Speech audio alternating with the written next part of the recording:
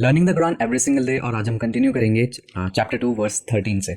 और जब उनसे कहा जाता है मुनाफिकों से कि यकीन करो जिस तरह सल्लल्लाहु अलैहि वसल्लम के फॉलोअर्स मतलब सहाबाओं ने यकीन किया है, तो वो कहते हैं कि हम इसी तरह यकीन करें जिस तरह बेवकूफ़ों ने यकीन किया है। मगर बेशक वो बेवकूफ़ है, मगर वो इस बात को नहीं जानते। जब सल्लल्लाहु अलैहि वसल्लम उनके पास दावत लेके जाते थे तो वो रिजेक्ट कर देते थे और मजाक उड़ाते थे, उनका हंसी उड़ाया करते थे उनकी कि हम भी इसी तरह ईमान लाएं जिस तरह से इन बेवकूफ़ों ने ईमान लाया। और जब वो ईमान वालों से मिलते हैं तो वो कहते हैं कि हम यकीन करते हैं। और जब वो अपने शैतानी साथियों से मिलते हैं तो वो उनसे कहते हैं कि हम तो तुम्हारे ही साथ हैं, मगर हम उन लोगों की हंसी उड़ा रहे थे। तो वो मुनाफिक लोग और जो उन मुनाफिकों के साथ थे जो काफिर थे, वो लोग ये आपस में बैठ के सल्लल्लाहु अलैहि वसल्लम और सहाबाओं की हंसी उड़ाया करते थे। उनसे कहते थे कि हमने तो सिर्फ झूठ बोला उनको यकीन दिलाने के लिए, मगर हकीकत में हम तुम्हारे ही साथ हैं। मगर अल्लाह उनका मजाक उड़ाता है और उनके गलत कामों में इजाफा कर देता है ताकि वो भटकते रहें। यहाँ पे अल्लाह जानबूझ के किसी को गुमराह नहीं कर रहा।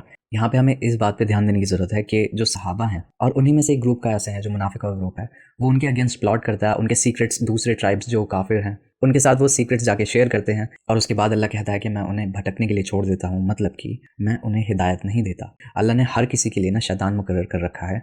मेरे लिए भी कोई शैतान होगा जो मुझे भटका रहा होगा, आपके लिए भी। और इस चीज़ का सबसे अच्छा प्रूफ ये है कि मुझसे काफ़ी लोग क्वेश्चन करते हैं कि हमें ना वसवसे आते हैं बहुत ज़्यादा, कॉन्स्टेंटली हमारा ब्रेन में गलत ख्याल आते रहते हैं। तो वो जो गलत ख्याल आते हैं ना, वो उसी शैतान की वजह से है। मगर जब आप नमाज़ पढ़ते हैं, अल्लाह का जिक्र करते हैं, तो आपकी हिफाजत करता है अल्लाह इन्हीं शैतानों से जो वसवसा करते हैं।